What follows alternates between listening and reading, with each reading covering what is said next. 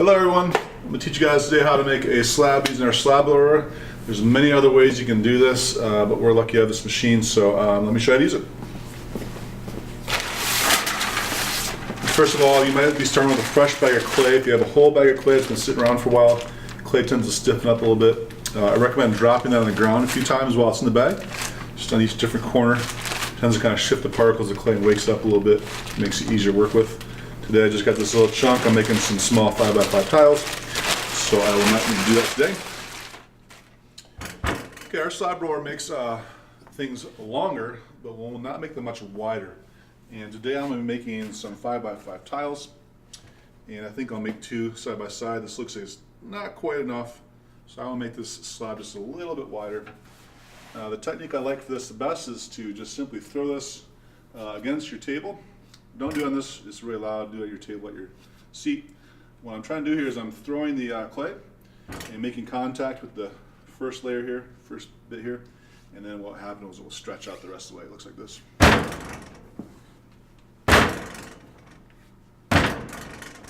And you can see that I got quite a bit wider, and I think that's about good enough. It'll get a little bit wider going through the machine, not much. Another method you can do is just simply hit that with your hand. And that sometimes feels good anyways. I like the clay to go through the slab roller about 1 inch to 2 inches. If you get less than that, the slab roller can't really do its job. If you do more than that, it's really hard for the clay to travel through the rollers. And so about 1 inch is probably the best. Okay, hopefully this burlap fabric was laid out on the table by the prior person like this. Nice and flat, not a lot of wrinkles in it. You use this, try not to move around too much. There's a lot of dust in it. We're trying to keep the dust down in the room. And I'm going to take this, I'm going to fold it in half or so. It doesn't have to be perfect. This folded end is going to go in the short end of our table. And what I usually do is I just roll the wheel a little bit, feed that into there a few inches, and I'll take this top sheet and flip it over. While I'm here, there are two rollers in here. They both work simultaneously, and this controls the thickness up or down. And you'll notice there's an arrow here that will point to how thick the clay is.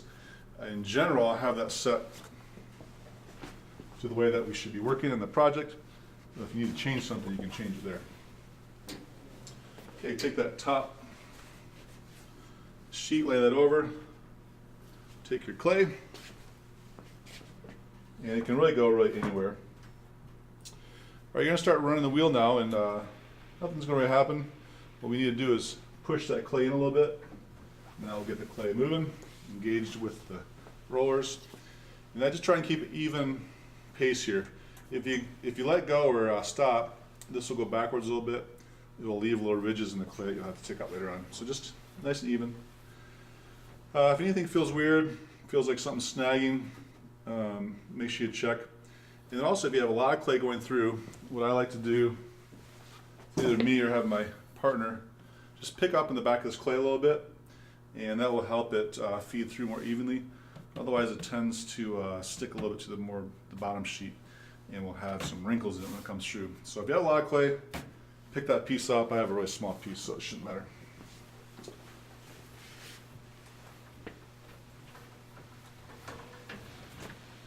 Once it's all the way through, it will be free again, and you'll just need to pull the rest of the clay and the burlap through the piece. All right, let's see if that works. Not too bad. See, I had a couple bubbles in there. Just lay those back out, and I think we're good to go.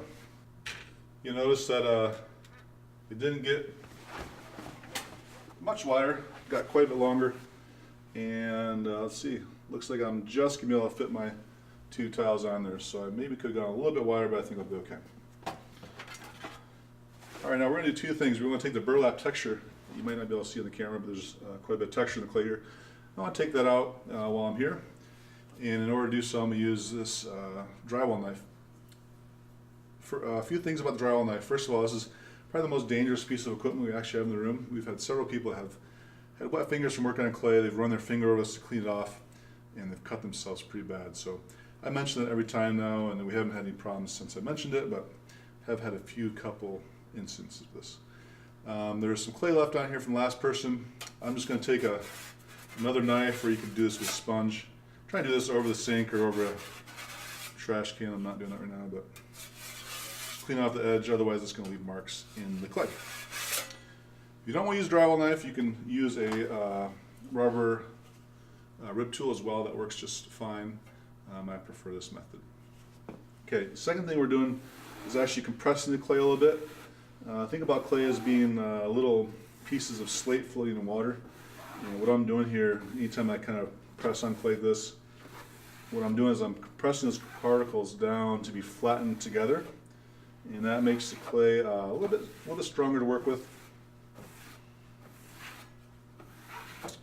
Right here I have a ridge, and that's where I was letting the wheel, the slab roller, go back, and what it does is kind of work back its way in the clay, so I have to work a little bit harder on getting that out of there.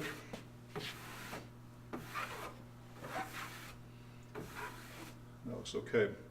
Now, a lot of people will be trying to use a slab roller at one time, and what I'd like you guys to do is actually get all your things ready prior to getting here.